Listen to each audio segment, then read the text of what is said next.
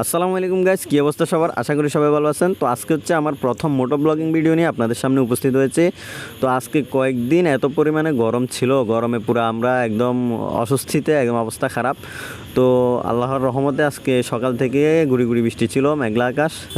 আল্লাহ আমাদেরকে স্বস্তি দিয়েছেন, তো আলহামদুলিল্লাহ। তো সকালবেলা এরকম ওয়েদারে খুবই ভালো লাগতেছিল বাইক চালাইতে। তো তার ভিতরে আমার কাছে কল আসছিল হোন্ডা শোরুম থেকে, আমার বাইকের তৃতীয় সার্ভিসিংয়ের সময় হয়ে গেছে। তো তার জন্য আমি পরশুরাম থেকে ফেনীর উদ্দেশ্যে রওনা দিই। তো যখন আমি বের হই তখনও গুড়ি গুড়ি বৃষ্টি পড়তেছিল আর আকাশে মেঘ ছিল, ওয়েদারটা খুব সুন্দর ছিল।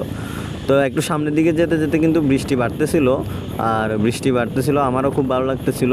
আল্লাহ তাআলা এতদিনের গরম কাটিয়ে আজকে স্বস্তি দান করতেছিল বৃষ্টি দিয়ে। তো আরেকটু সামনে যাওয়ার পরে কিন্তু জোরে বৃষ্টি শুরু হয়ে যায়। তো আমার মোবাইল ছিল, তো মোবাইল তো ভিজে যাচ্ছিলো, ভিডিও করা পসিবল হচ্ছিল না। তো আমি একটু সাইডে দাঁড়াই, কারণ ভিডিও তো অফ করতে হবে এখন, কারণ মোবাইল তো ভিজে যাচ্ছে। তো এখন আমি সাইডে দাঁড় করিয়ে বাইকটা তো ভিডিও অফ করে দিই। ভিডিও অফ করার পরে দেখি যে বৃষ্টি আরও অনেক জোরে শুরু হয়ে যাচ্ছে। তো আমি বাইক নিয়ে যাচ্ছিলাম, বৃষ্টির সমস্যা ছিল না, রেইনকোট ছিল, কিন্তু অনেক জোরে বাতাসও শুরু হয়। তো বাতাসে মানে সাথে বজ্রপাত ছিল। তো আমি ভাবি যে এখন যাওয়াটা রিস্ক, তো আমি একটু পাশে দাঁড়াই যাত্রী ছাউনিতে এক জায়গায়।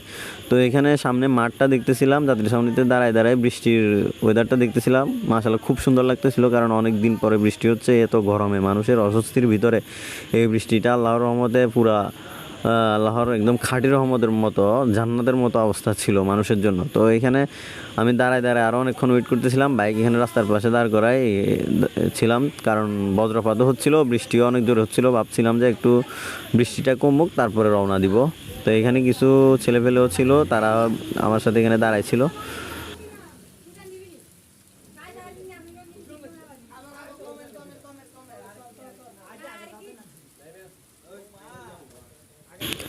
তো অনেকক্ষণ থাকার পরে বৃষ্টি যখন কমতেছিল না, ছেলেগুলা বের হয়ে যাচ্ছিলো বৃষ্টির মধ্যে দিয়ে সাইকেল নিয়ে। ওদের কাছে আসলে অনেক দিন পরে বৃষ্টি হচ্ছিল, ভিজতেও ভালো লাগতেছিল।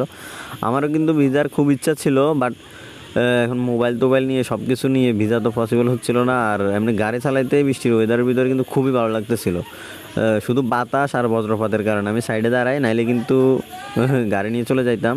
তো তারপরে অনেকক্ষণ এখানে ওয়েট করতে করতে বৃষ্টি দেখতেছিলাম।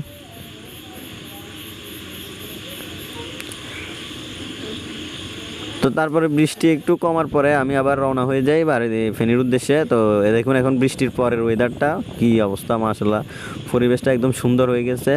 বৃষ্টির এত জোরে বৃষ্টি হয়েছে যে সব কিছু ধুয়ে মুছে নিয়ে গেছে। গাছগুলো দেখতে খুব সুন্দর লাগতেছিল, রাস্তাঘাট একদম চকচক করতেছিল।